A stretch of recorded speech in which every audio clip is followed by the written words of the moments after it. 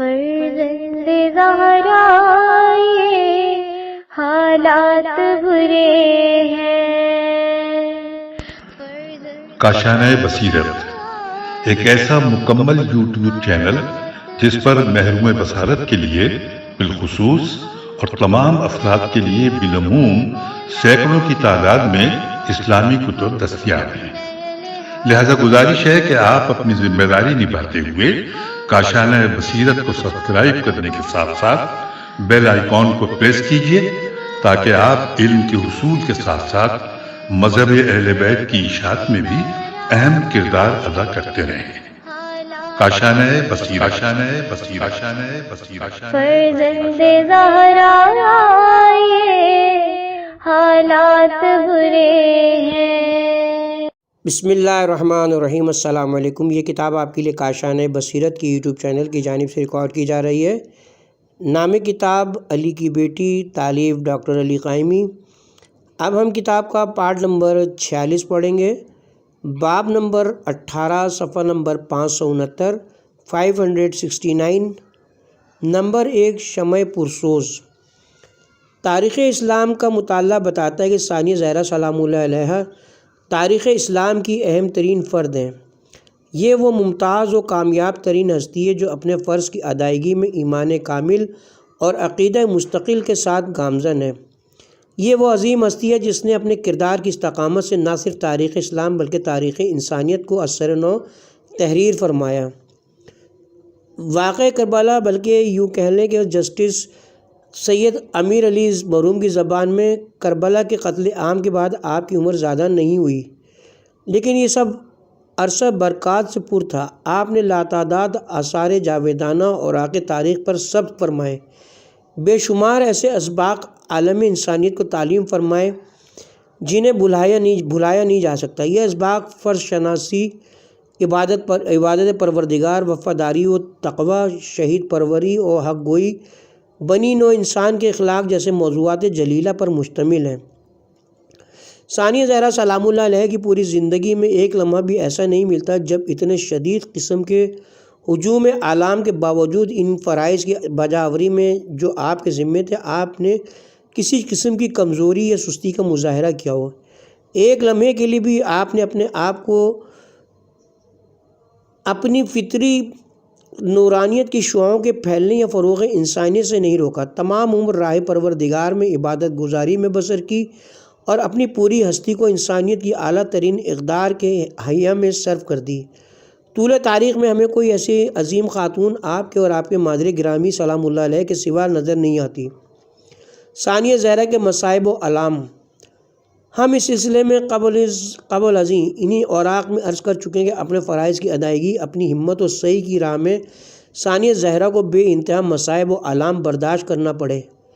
کس مصیبت و غم کو بیان کریں۔ سید الشہداء علیہ السلام اور ان کے صاحبزادوں کی شہادتیں، اپنے دوسرے بھائیوں کی شہادتوں کے صدمات جاں سوز، اپنے جوان صاحبزادوں کی شہادت، اسیری کی مصیبت، بھوک و پیاس، سید الشہداء علیہ السلام جیسے بھائی کی مفارقت، دشمن کے انسانیت سوز مظالم، درے کھانا، بچوں کے صدمات، غارت خیام، ان کی آتش زدگی اور ان سب پر مستزاد دشمن کی زبان سے لگائے جانے والے زخم۔ کیسے ممکن ہے کہ ثانیہ زہرا سلام اللہ علیہ پر کیے گئے مصائب و مظالم کا ہمارے ذہن اندازہ لگا سکیں؟ کیسے ممکن ہے کہ رب کے زینب کبریٰ کے حالات زندگی کا احاطہ کر سکیں؟ ایک عام ذہن کے لیے کس طرح ممکن ہے کہ ہم معظمہ کونین کے درد کو محسوس کر سکیں جبکہ درد جسمانی بھی ہے، ذہنی بھی اور روحانی بھی۔ صرف ایک واقعے کو لے لیجیے اور توسن خیال کو مہمیز کر کے گرمی احساس کی شدت کو محسوس کرنے کی کوشش کیجیے۔ خرابہ دمشق میں ثانیہ زہرا کی بھتیجی سید الشہداء علیہ السلام کی لاڈلی صاحبزادی باپ کے سینے پر سونے والی رقیہ یا سکینہ کی المناک رحلت۔ رات تاریک ہے، بے سر و سامانی کا عالم ہے، کفن کے لیے کپڑا میسر نہیں۔ ان حالات میں غم کے بے حساب تاثر کو ذہن میں لانے کی کوشش کریں اور پھر اندازہ لگائیں کہ مخدومہ عالم کے صبر و تحمل و برداشت کا معیار و موقع و مقام کیا ہے۔ عاشورے کے دن سے اسیری کے اختتام تک 2 ماہ سے زیادہ یہاں معلوم ہوتا ہے کہ مؤلف کو اشتباہ ہوا ہے۔ جیسا کہ ہم پہلے لکھ چکے ہیں، اور مورخین کے نزدیک کربلا سے شام اور پھر رہائی کے بعد کربلا واپس پہنچنے کا عرصہ کسی طرح 9 ماہ سے کم نہیں بنتا۔ عرصہ نہیں گزرا تھا، لیکن زینب عالیہ اپنے آپ پر بظاہر غم و آلام کو حاوی کیے بغیر اپنے اندر بالکل ٹوٹ پھوٹ گئیں، لیکن اپنے صبر و اقرار کو اس حد تک ہاتھ سے نہ جانے دیا کہ دشمن کے سامنے اشک ریز ہو جائیں۔ تاہم ان تمام اندو آلام اور ذمہ داریوں نے معظموں کو بالکل ضعیف کر ڈالا۔ سر مبارک کے بال سفید ہو گئے، بلکہ روایت تو یہاں تک ہے کہ مدینہ واپسی پر اپنے شوہر جناب عبداللہ ابن جعفر طیار بھی آپ کو نہ پہچان پائے اور پوچھنے لگے کہ کیا آپ ہی زینب ہیں؟ اللہ اکبر۔ ثانی زہرہ کا موقع و مقام ظاہری۔ ہم پہلے بھی لکھ چکے ہیں کہ ثانی زہرہ سلام اللہ علیہ اپنی خاندانی زندگی میں کسی وقت کسی طرح بھی بیچاری و بے بسی سے دوچار نہ تھیں۔ آپ ہرگز ایسی زندگی کی خوگر نہ تھیں جو درد و غم سے مملو ہو۔ آپ کا اپنا گھر اور پرسکون زندگی تھی۔ اپنی حیات عالیہ میں ہر طرح سرگرم و مطمئن تھیں، شان و شوکت کی مالک تھیں، جو ہر طرح ایک مطلق العنان شہزادی کے شایان نشان ہو۔ چاہنے والا شوہر رکھتی تھیں، صاحب اولاد تھیں، زندگی کی ہر آسائش آپ کو حاصل تھی، لیکن وقت آنے پر یہ سب کچھ آپ نے راہ خدا میں قربان کر دیا۔ آپ کی حیات مقدس ایک شمع کی مانند تھی جو ماحول حیات کو زیادہ سے زیادہ روشنی دینے کے لیے تیزی سے جلتی اور اپنے اختتام کو پہنچنے لگتی ہے۔ یہی مثال اچھی طرح آپ پر صادق آتی کہ آپ نے بھی جلد ہی اس عالم فانی کو خیر آباد کہا۔ واقعہ کربلا کے بعد اپنی پوری ہمت و قوت کے ساتھ آگے بڑھیں۔ یہاں پہ کتاب کا حاشیہ ہے، شعر ہے کہ اسی موقع پر کہا گیا، نقیب فتح شہ مشرقین بن کے اٹھی، نہ تھے حسین تو زینب حسین بن کے اٹھی۔ کتاب کی طرف چلتے ہیں۔ اپنی پوری ہستی کو اپنی صحیح میں صرف کر دیا، اور اس طرح خرابہ دمشق سے رہائی کے بعد اب چند ماہ سے زیادہ زینت دائے حیات نہ رہ سکیں۔ سیدہ زینب عالیہ سلام اللہ علیہ کی موجودہ ناسازگی حالات کا اندازہ لگانے کی کوشش کریں۔ سامنا ایسے جاہل و غافل لوگوں سے ہے جن کا روز حساب پر ایمان ختم ہو چکا ہے، اور وہ مال و عہدوں کے لالچ و ہوس میں فرزند رسول الثقلین کو قتل کر رہے ہیں۔ یہ کیفیت آپ کو اندر ہی اندر ختم کرتی چلی گئی۔ آتش غم اندر ہی اندر آپ کو جلاتی رہی۔ اسی آتش درونی نے کمر مبارک کو جھکا ڈالا، جسم کو بالکل لاغر کر دیا، حتیٰ کہ قوت جسمانی جاتی رہی، لیکن روحانی طور پر اب بھی حالات و مظالم کا مقابلہ کرنے کی پوری ہمت و توانائی حاصل رہی۔ ثانی زہرہ کے سفر کا دوام۔ عام طور پر خیال کیا جاتا تھا کہ شہادت امام حسین علیہ السلام اور طویل اسیری و مصائب سے واپسی کے بعد ثانی زہرہ سلام اللہ علیہ ایک طویل عرصے تک آرام فرمائیں گی اور اپنی مساعی دینی کو ملتوی رکھیں گی۔ یہ خیال اس لیے پیدا ہو رہا تھا کہ آپ کی جسمانی تندرستی و توانائی انتہا سے زیادہ لاغری میں بدل چکی تھی، اور آپ ظاہری طور پر بھی بہت کمزور اور ضعیف نظر آتی تھیں۔ لیکن اس طرح کے گمان کے برعکس زمانے نے دیکھا کہ زینب کبریٰ ہرگز آرام طلب خاتون نہیں ہیں۔ آپ کو ہرگز اس احساس کی ضرورت نہ پڑی کہ اب آرام و سکون سے زندگی بسر کرنا چاہیے۔ اس کے برعکس سید الشہداء علیہ السلام کے عظیم پیغام شہادت کی تبلیغ کو آپ نے قطعی طور پر اپنی زندگی کی سب سے بڑی ذمہ داری تصور کیا۔ فرمایا، آپ کا قلب حزین لوگوں کی طرف سے غم و اندوہ کے شعلوں سے روشن تھا۔ آپ چاہتی تھی کہ ان شعلوں کو روشن رکھیں اور ان حقائق دینی کو جن کی خاطر معظمہ عالیہ کے والدین شریفین، بھائیوں، تمام عزیزوں نے اپنی جانیں قربان کی تھیں، اور جن کی تبلیغ کی ذمہ داری آپ کے کاندھوں پر تھی، عوام الناس کے کانوں تک پہنچا کر بلکہ ذہن نشین کروا کے انہیں اچھی طرح اسرار دین سے آشنا کریں۔ دین کی تبلیغ کی ذمہ داری و اہمیت کے پیش نظر ثانی زہرہ نے مدینہ میں صرف اس لیے اور اس قدر قیام فرمایا کہ انقلاب کی بنیاد رکھ سکیں اور اہلیان مدینہ کو ان حقائق سے آشنا کریں جو آپ پہ گزرے تھے۔ اس کے بعد ایک اور فرض آپ نے اپنے ذمے لیا، جو یہ تھا کہ مدینہ رسول کے باہر دیگر مقامات کا سفر اختیار کر کے خون نہا کے سید الشہداء علیہ السلام کے پیغام اور تفصیلات و حقیقت شہادت کو عوام کے کانوں تک پہنچائیں۔ اس ضرورت دینی کے تحت معظمہ عالم نے ایک اور سفر اختیار فرمایا جو آپ کی حیات طاہرہ کے ہدف کے عین مطابق تھا۔ پیغام شہادت کی ابتدا اور اس کا انجام۔ ثانیہ زہرا سلام اللہ علیہ کی ذمہ داری یہ تبلیغ پیام خون حسین روز عاشور سے شروع ہوئی، عین اس وقت جب سید الشہداء علیہ السلام نے امور امامت کو اپنی عظیم بہن کے سپرد کیا تھا اور اہل بیت رسول سے حضرت آخری رخصت کے لیے تشریف لائے تھے۔ اس کے بعد پے در پے جو واقعات پیش آئے وہ شہادت سید الشہداء علیہ السلام، آتش زدگی خیام امام آل رسول، پسماندگان کا قتل گاہ میں ورود اور لاش حسین سے وداع آخری پر مشتمل ہیں، جبکہ جسد پاک نواز رسول سے آخری وداع اس حالت میں تھا کہ وہ جسد پاک ٹکڑے ٹکڑے ہو چکا تھا۔ قتل گاہ سید الشہداء علیہ السلام میں آپ کے سامنے دو باتیں یا دو پیمان تھے، ایک سید الشہداء علیہ السلام کے ساتھ تھا جن کا یہ آخری دیدار تھا، دوسرا جناب رسالت مآب صلی اللہ علیہ وسلم کے ساتھ ان الفاظ میں: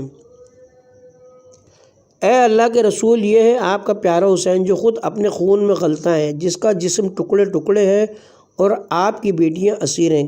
کتاب مناقب جلد نمبر 4 صفحہ نمبر 113۔ اس طرح آپ نے اپنی تبلیغ کی ابتدا کا اعلان فرمایا اور لاش سید الشہداء علیہ السلام کے ساتھ عہد باندھا۔ اس پیغام تبلیغ کا انجام اور اختتام اسیری سے واپسی پر مدینے میں پیغمبر اکرم کے مزار مقدس پر واقع ہوا، جب معصومہ نے قبر رسول پر پہنچ کر عرض کیا کہ یا رسول اللہ، میں اسیری سے واپس آ گئی ہوں اور آپ کے لیے آپ کے نور نظر حسین کی شہادت کی خبر لائی ہوں۔ حقیقت یہ کہ ثانیہ زہرا نے کب امام حسین علیہ السلام کے پیغام کی تبلیغ کو پیغام کی تبلیغ کو ختم کیا؟ اس سوال کا جواب یہ کہ آپ نے اپنا آخری پیغام اپنے بستر مرگ پر دیا، اس وقت جب آپ نے اپنی جان عزیز جان آفرین کے سپرد کی۔ نمبر 2، ثانیہ زہرا سلام اللہ علیہ کی وفات۔ ہم عرض کر چکے کہ شہادت امام حسین علیہ السلام کے بعد ثانیہ زہرا سلام اللہ علیہ زیادہ عرصہ زندہ نہ رہیں۔ شاید اس کی وجہ یہ ہو کہ زندگی بھر آپ کو بہت زیادہ اور کئی نوعیت کے مسائل کا سامنا کرنا پڑا تھا۔ یہ وجہ بھی ہو سکتی ہے کہ آپ نے جو کار تبلیغ برائے خون ناحق اپنے ذمے لیا تھا وہ انجام پا چکا تھا۔ شہادت امام حسین علیہ السلام کے بعد آپ کے زمانے وفات کے بارے میں مورخین اختلاف کا شکار ہیں۔ بعض مورخین واقعہ کربلا کے بعد آپ کا عرصہ حیات 1 سال 5 ماہ، بعض 2 سال 5 ماہ، بعض کم و بیش 4 سال بیان کرتے ہیں، لیکن بیشتر معتبر تر اسناد تاریخ کے مطابق یہی بات سب سے زیادہ قابل اعتماد اور قرین درایت ہے کہ جناب سید الشہداء علیہ السلام کی شہادت کے بعد آپ صرف 1 سال 5 ماہ زندہ رہیں اور اس کے بعد دنیا سے رخصت ہو گئیں۔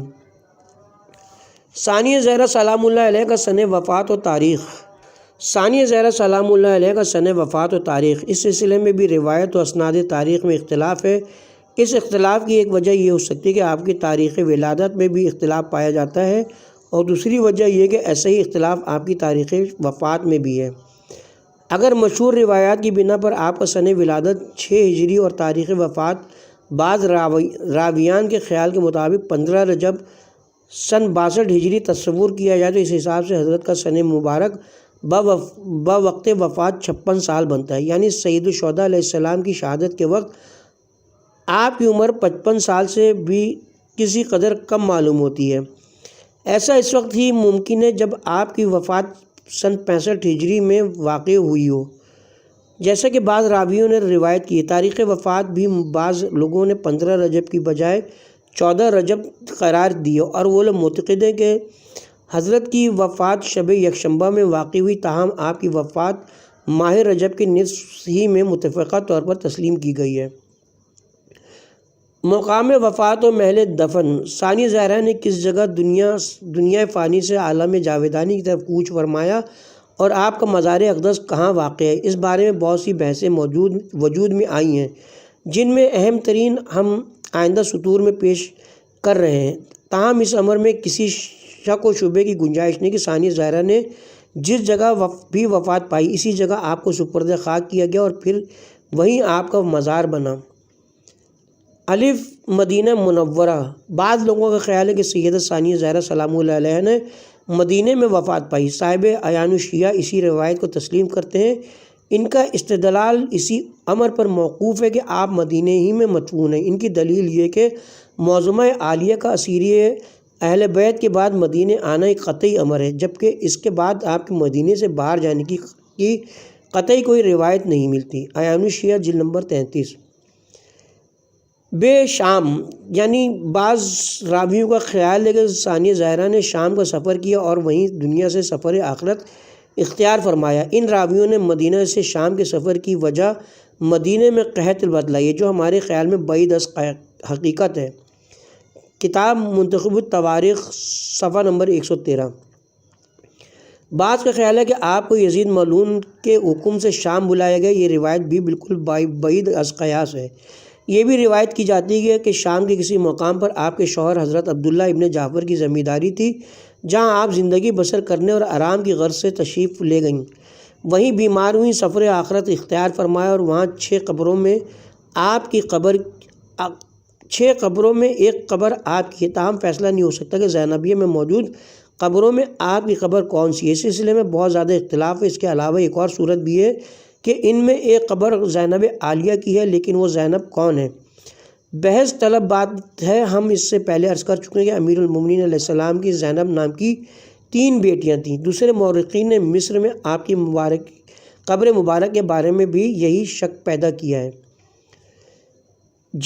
مصر و قاہرہ، بعض معتبر راویان نے دلائل کے ساتھ آپ کی قبر مبارک کو مصر میں قرار دیا۔ ان کا دعویٰ ہے کہ ثانیہ زہرا سلام اللہ علیہا سن 61 ہجری میں مصر تشریف لائیں۔ یہ خیال بعید از قیاس ہے، کیونکہ 61 ہجری میں تو واقع کربلا رونما ہوا، جس کے بعد طویل عرصہ اہل بیت کی اسیری کا ہے، جس کا صحیح تعین کسی نے کرنے کی کوشش ہی نہیں کی۔ مصر کے رہنے والوں اور وہاں کے عامل نے آپ کا استقبال کیا۔ کتاب زینب بانو قہرمان نے کربلا صفحہ نمبر 248۔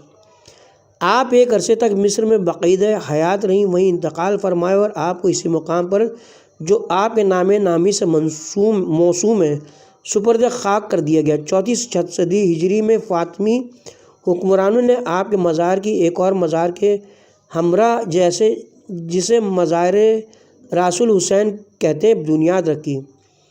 اس روایت کے معتقدین کا گمان ہے کہ زینب کبریٰ کا مزار اسی جگہ ہے۔ شام میں جناب زینب صغریٰ کا مزار ہے، جو امیر المومنین علیہ السلام کی دوسری صاحبزادی ہیں۔ تشریحات دیگر، لوگ اس بارے میں بہت سی تشریحات پیش کرتے ہیں اور ان کے دلائل کا ذکر بھی کرتے ہیں۔ ہم بنظر اختصار ان میں سے چند ایک موارد کی طرف اشارہ کرتے ہیں۔ بعض لوگوں کا خیال ہے کہ آپ کا مزار مصر میں قناطر الصبا نامی ایک جگہ پر ہے، اور یہ لوگ اس بات پر مصر ہیں اور پورا یقین رکھتے ہیں۔ بعض حضرات کا خیال ہے کہ زینب کبریٰ کا مصر میں مدفن ہونا قطعاً غلط ہے۔ وہ کہتے ہیں کہ حضرت علی علیہ السلام کی ایک اور صاحبزادی زینب صغریٰ ام کلثوم ہے، جو جناب سیدہ طاہرہ سلام اللہ علیہ کی صاحبزادی نہیں ہے، بلکہ امیر المومنین کی ایک اور زوجہ سے ہے، جن کا نام سبع سلبیہ تھا۔ ترجمہ زینب کبریٰ نقدی صفحہ نمبر 212، یہ کتاب کا نام ہے۔ بعض حضرات یہ بھی کہتے ہیں کہ مصر میں جو بی بی دفن ہے وہ زینب بنت یحییٰ بن زید بن حسن بن علی ابن ابی طالب ہے، جو 93 ہجری میں مصر تشریف لائیں اور وہیں انہوں نے وفات پائی۔ کتاب ریحان الشرعیہ جلد نمبر 3 صفحہ نمبر 36۔ ایک اور تجزیہ حضرات کلینی، شیخ صدوق، شیخ مفید اور اسی پائے کے دیگر بزرگ مورخین اور مفکرین مقام مدفن ثانیہ زہرا سلام اللہ علیہ کے ذکر ہی نہیں کرتے۔ اپنی تحقیق کی بنا پر ابن عساکر، ابن طلولون وغیرہ جیسے حضرات آپ کے مزار مبارک مصر میں واقع ہونے کے قائل ہیں اور اسی بارے میں اپنی اسناد پیش کرتے ہیں۔ بعض تو یہ بھی کہتے ہیں کہ ہر شخص اپنے لیے افتخار کے حصول کی خاطر کوشش کی نے اپنے لیے افتخار کے حصول کی خاطر کوشش کی ہے کہ آپ کے مدفن کو خود اپنے ہی شہر میں قرار دے۔ یہ ذہنیت بھی بحث کے الجھ جانے کی وجوہات میں سے ایک ہے۔ ان تمام دلائل کے علاوہ ندرت خیال رکھنے والے حضرات بھی ہیں جو اس بات کے معتقد ہیں کہ ثانیہ زہرا کے مدفن عالیہ کے مقام میں اختلاف خود اقوال آل رسول سے بھی ظاہر ہوتا ہے، جس کی وجہ یہ کہ سیدہ زینب سلام اللہ علیہا ایک انقلابی خاتون تھیں، لہٰذا یہ امر بعید از قیاس قرار نہیں پاتا کہ آپ کے محل دفن کا تعین افراد اہل بیت کے لیے مسائل پیدا کرنے کا باعث بن جاتا ہے۔ یہ بالکل اسی طرح ہے جیسے آپ کے والد بزرگوار حضرت علی علیہ السلام کے ساتھ واقع ہوا کہ عرصے دراز تک آپ کی قبر اطہر کو مخفی رکھا گیا۔ تبصرہ مترجم، راقم الحروف کی معلومات و مطالعے کے مطابق اکثر مقامات مدفن افراد آل رسول علیہ السلام کا مخفی یا کئی مقامات پر ان کی نشاندہی ہونے کی سب سے بڑی وجہ زمانہ مطلقہ کی سیاست تھی۔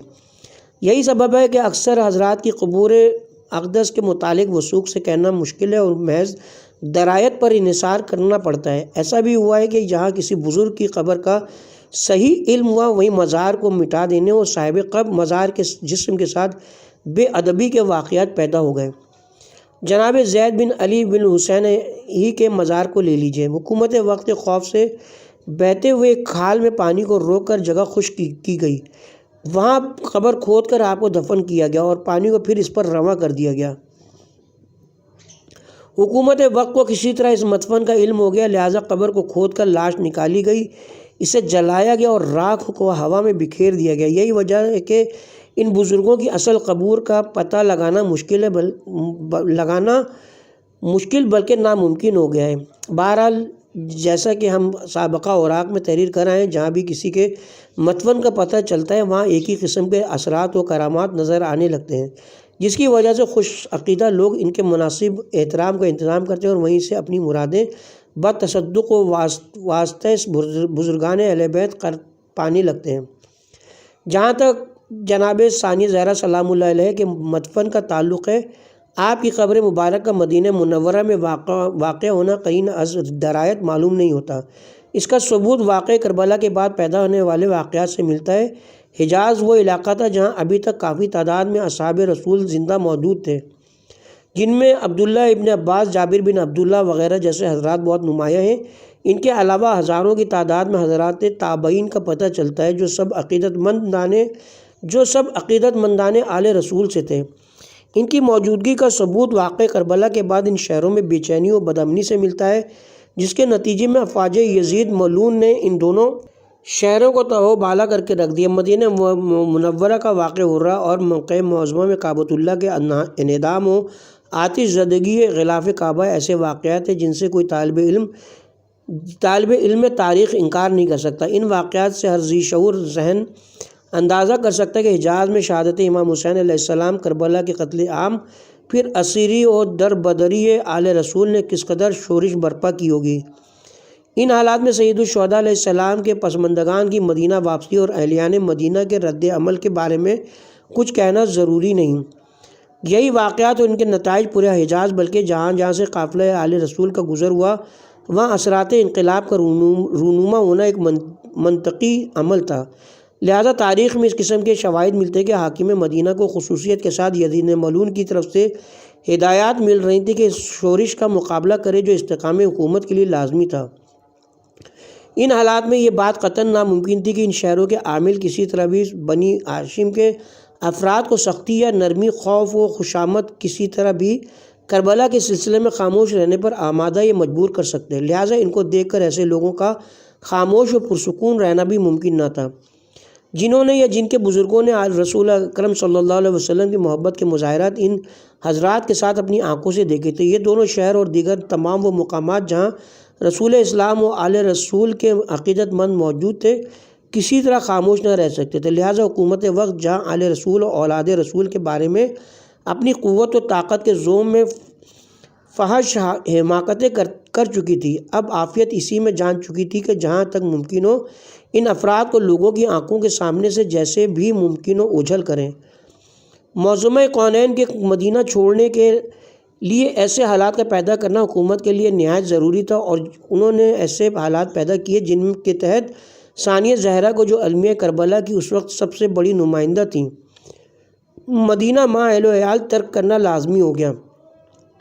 اب رہا یہ سوال کہ مخدومہ اور ان کے شوہر جناب عبداللہ ابن جعفر جو بذات خود بڑی اہمیت کے حامل تھے مدینہ چھوڑ کر دمشق تشریف لے گئے یا مصر کی طرف ہجرت کر گئے، کسی طرح طے نہیں کیا جا سکتا۔ بہرحال یہ بات تسلیم کرنا پڑے گی کہ ان کو مدینہ چھوڑنا پڑا اور عالم غربتی میں اس دنیا سے راہی ملک عدم ہوئیں۔ آپ کے مقام وفات و مدفن کا تعین تاریخ سے ممکن نہیں، اس لیے کہ تاریخ کربلا تحریر کرنے کے لیے محبان اہل بیت کو بہت عرصے بعد اس قدر فرصت و اجازت حاصل ہوئی کہ کچھ لکھ سکتے، لہٰذا ان واقعات سے پردہ اٹھانا کسی طرح ممکن نہیں۔ ہم سمجھتے کہ جہاں بھی نظرات کی کوئی نسبت اور اس نسبت کے معتقدین موجود ہیں وہی ہمارے لیے مقام احترام ہے۔ اس سلسلے میں اپنے بیان کو ختم کرنے سے پہلے ہم مندرجہ بالا بیان و عقیدے کے بارے میں مورخین کے بیانات پیش کرتے ہیں۔ کتاب کربلا کی شیر دل خاتون کی مؤلفہ ڈاکٹر عائشہ بنت الشاطی مصری تحریر فرماتی ہیں، زینب چاہتی تھی کہ وہ اپنی عمر کا جو کچھ زمانہ باقی رہ گیا تھا اپنے نانا کے مزار اقدس کے سائے میں گزاریں، لیکن بنی امیہ اس بات پر راضی نہ ہوئے کیونکہ ثانیہ زہرا اور وہ لوگ جو ان کے ساتھ کربلا سے واپس آئے تھے مومنین کو یزید ملعون کی فوج کے مظالم اور دردناک بدعتوں کا حال جو انہوں نے امام حسین اور ان کے رفقا کے ساتھ کی تھی سناتے تھے۔ زینب کا مدینے میں قیام اس بات کے لیے کافی تھا کہ غم کی آگ لوگوں کے سینوں میں شہیدوں کی مصیبت پر روشن کرے اور عوام کو یزید ملعون کی حکومت کے خلاف کرے، یہاں تک کہ مدینے کے حاکم نے یزید ملعون کو خط لکھا کہ زینب نے اپنی دانائی اور گویائی کی قوت سے مدینے کے باشندوں میں ہیجان پیدا کر دیا ہے اور چاہتی ہیں کہ ان کی امداد سے امام حسین علیہ السلام کے خون کا بدلہ لیا جائے۔ یزید نے حکم دیا کہ حسین کے باقی ماندہ خاندان والوں کو مختلف شہروں اور اطراف میں متفرق کر دیا جائے۔ اس پر مدینے کے حاکم نے زینب کو بلا کر کہا کہ مدینے سے نکل جائیے اور جہاں دل چاہے جا کر قیام کیجیے۔ زینب نے غصہ اور جوش میں آ کر جواب دیا، خدا گواہ ہے ہم پر کیا کیا مصائب گزرے ہیں، ہمارے بہترین لوگ قتل کر دیے گئے اور جو باقی بچے ان کو مثل چوپاؤں کے ایک جگہ سے دوسری جگہ ہانکایا گیا اور ہم کو شترانے بے کجاوا پر پھرایا گیا۔ خدا کی قسم اگر تم ہم کو مار بھی ڈالو تب بھی ہم مدینے سے باہر جانا پسند نہ کریں گے۔ بنی ہاشم کی خواتین جو ظالم یزید ملعون کے قہر و غضب سے ڈر رہی تھیں زینب سے نہایت نرمی اور لجاجت سے درخواست کی کہ وہ مدینہ چھوڑ دیں۔ زینب دختر عقیل نے کہا، اے چچا کی بیٹی، خدا کا وعدہ ہمارے حق میں سچا ہے، روئے زمین پر جس جگہ ہم رہنا چاہیں اس کو ہماری میراث کر دیتا ہے اور ظالموں کو سزا دیتا ہے، ایسی جگہ چاہیے جہاں آپ کو امان ملے۔ زینب مجبوراً اپنے نانا رسول اللہ کے مدینے سے چلی گئیں اور اس کے بعد مدینے والوں نے ان کو کبھی نہ دیکھا۔ زینب مصر تشریف لے گئیں۔ افسوس زینب نے کس قدر زیادہ سفر اپنی زندگی میں کیے۔ قافلہ حجاز کی زمین سے جو آبا و اجداد کا وطن اور بچپن کی پرورش کا گہوارہ تھا گزر کر نیل کی وادی میں پہنچا، ایسی سرزمین جہاں نہ کوئی وطن والا اور نہ کوئی عزیز۔ جو ہی سیدہ زینب نے مصر کی سرزمین میں قدم رکھا شعبان 61 ہجری، یہ تاریخ درایت کے مطابق نہیں کیونکہ یہ زمانہ تو اہل بیت کے لیے یزید کے قید خانے کا ہے جس کا عرصہ 9 ماہ کے قریب بنتا ہے، کا چاند نمودار ہوا اور اس کی روشنی میں معلوم ہوا کہ مصر کا ایک گروہ قافلے کے استقبال کے لیے آیا ہے۔ جیسے ہی یہ لوگ قریہ بلبیس کے قریب قافلے کے ساتھ ساتھ پہنچے، ایک دوسری جماعت جو دارالسلطنت سے آئی تھی وہاں ان سے آ کر مل گئی۔ اس جماعت میں مسلمہ بن مخلد انصاری امیر مصر اور علماء و اراکین سلطنت کا ایک گروہ شامل تھا جو دختر زہرا اور امام شہید کی بہن کی زیارت کے لیے آئے تھے۔ جس وقت ان کی نگاہ زینب پر پڑی ان پر گریہ طاری ہوا اور ان کو حلقے میں لے لیا اور دارالسلطنت تک پہنچایا۔ مسلمہ بن مخلد ان کو اپنے گھر لے گئے اور زینب نے وہاں 1 سال کے قریب قیام کیا اور اس عرصے میں شب و روز مصروف عبادت رہیں۔ بعد ازاں گردش ایام اختتام کو پہنچی۔ مشہور ترین قول کے مطابق سیدہ زینب نے بروز یکشنبہ بوقت شام 14 رجب 62 ہجری کو انتقال فرمایا اور ان کی آنکھوں کو جنہوں نے کربلا کی قتل گاہ دیکھی تھی ہمیشہ کے لیے بند کر لیا۔ ان کو مسلمہ کے مکان میں جہاں ان کا قیام تھا دفن کیا۔ ملاحظہ اخبار زینبات صفحہ نمبر 7 1959، تحفۃ الاخبار علامہ سخاوی حاشیہ صفحہ نمبر 111، طبقات الکبریٰ علامہ شیرانی صفحہ نمبر 29، الخطط مؤلفہ مبارک شاہ۔ ان کی قبر آج تک زیارت گاہ ہے اور مسلمان دور دراز گوشوں سے زیارت کے لیے وہاں جاتے ہیں۔ صفحہ نمبر 247 سے 251۔ اسی موضوع پر ہم جناب علامہ غدیری کی کتاب زینب ہے سے ایک مختصر اقتباس پیش کرتے ہیں۔ علامہ کم طراز ہیں۔ سیدہ زینب کی وفات کے سلسلے میں مورخین کے درمیان شدید اختلاف رائے پایا جاتا ہے۔ اسی طرح مرقد مطہر کے بارے میں بھی مورخین کا کسی ایک نقطے پر اتفاق کے نظر نہیں، یہاں تک کہ بعض اہل تحقیق نے آپ کی تاریخ وفات اور مرقد مطہر کے سلسلے میں کسی قسم کا اظہار رائے کرنے کے بجائے اسے مورود بحث قرار نہیں دیا اور نہایت اجمالی بیان کے ساتھ اس سلسلے میں چند باتیں کرنے پر اتفاق کر لیا۔ جن مورخین نے سیدہ کی تاریخ وفات کے سلسلے میں اپنی تحقیقی رائے کا اظہار کیا، ان کے مطابق اس سلسلے میں 3 نظریات ملتے ہیں۔ نمبر 1، سیدہ نے مدینہ میں وفات پائی اور جنت البقیع میں مدفون ہے۔ نمبر 2، مصر میں وفات ہوئی اور وہیں آپ کو دفن کیا گیا، چنانچہ وہاں آپ کا مرقد مطہر بھی موجود ہے جو اہل ایمان کی زیارت گاہ ہے۔ نمبر 3، آپ اپنے شوہر جناب عبداللہ ابن جعفر کے ساتھ شام گئیں اور وہاں بیمار ہو گئیں اور وہیں آپ کی وفات ہوئی اور راویہ نامی بستی میں آپ کو دفن کیا گیا، چنانچہ آپ کا مشہور و معروف مرقد مطہر بھی وہیں ہے۔ اگرچہ مذکورہ نظریات کی روشنی میں کسی واضح نتیجے تک پہنچنا دشوار ہے، لیکن ان نظریات کے حامل مورخین نے اپنے اپنے تحقیقی زاویہ نگاہ کی صحت پر ٹھوس دلائل بھی پیش کیے ہیں۔ چنانچہ مورخین جو پہلے نظریے کے قائل ہیں اور کہتے ہیں کہ آپ کی وفات مدینہ میں ہوئی، انہوں نے دلیل پیش کی کہ سیدہ زینب اہل بیت کے دوسرے افراد کے ساتھ شام کی قید سے رہا ہو کر مدینہ آئیں اور پھر مدینہ سے باہر جانے کے متعلق کوئی ٹھوس تاریخی ثبوت نہیں، لہٰذا یہ بات واضح ہو جاتی ہے کہ سیدہ کی وفات مدینہ ہی میں ہوئی اور وہیں آپ کو دفن کیا گیا۔ اس نظریے کی تائید کتاب عیون شیعہ کے فاضل مؤلف نے بھی کی ہے۔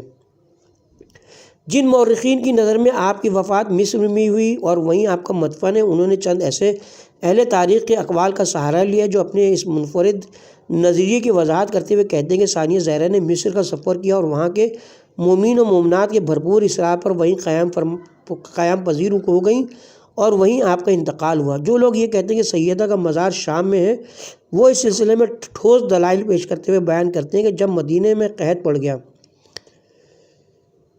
یہاں پہ کتاب کا حاشیہ ہے، مدینہ میں قحط کے بارے میں روایات کسی طرح بھی اصول درایت پر پوری نہیں اترتی، نہ ہی مورخین نے اس کے بارے میں کوئی مستند حوالہ جات پیش کیے، جبکہ قبل اسلام قحط کے واقعات کے سلسلے میں بالخصوص مکہ اور مدینہ کے شہروں کے بارے میں کافی مستند روایات ملتی ہیں، حالانکہ یہ وہ دور تھا جب واقعات تاریخ کی قلم بندی کا کوئی طریقہ کار بھی ایجاد نہیں ہوا تھا۔ اس کے علاوہ یہ بھی پیش نظر رکھنا لازم ہے کہ عرب کے خاندان آئے نجیب بالخصوص قریش و بنی ہاشم محض قحط کی وجہ سے ہجرت کر جاتے۔ ہجرت کی کوئی اور وجہ تشخیص کی جاتی تو شاید قابل فہم ہوتی۔ ان خاندانوں کا قحط کی وجہ سے مدینہ چھوڑنا سمجھ میں آنے والی بات ہرگز نہیں ہو سکتی۔ ان سب باتوں کے علاوہ اہم ترین بات یہ کہ اگر قحطی سیدہ کی مدینہ سے ہجرت کا باعث ہوتا تو پھر پورے قبیلہ بنی ہاشم کو ہجرت کرنا چاہیے تھی، جن میں عبداللہ ابن عباس اور دیگر افراد اولاد عباس ابن عبد المطلب اور دیگر اولاد عبد المطلب جو اشراف عرب میں شمار ہوتے تھے کا بھی شامل ہونا لازم آتا ہے۔ حالانکہ یہ سب حضرات اپنے اپنے مقام پر کافی صاحبان اقتدار و املاک تھے، اس اعتبار سے مدینہ میں قحط اور اتنا شدید قحط جس کی وجہ سے صرف عبداللہ ابن جعفر جیسے معتمل شخص کو ہجرت کرنا پڑی کسی طرح سمجھ میں نہیں آتا۔ اس کے ساتھ ہی ہم یہاں پہ اب حاشیہ اپنے اختتام کو پہنچا اور ہم یہاں پہ اپنے کتاب کے پارٹ نمبر 46 کا بھی اختتام کرتے ہیں اور پارٹ نمبر 47 کا آغاز اسی واقعے سے ہوگا۔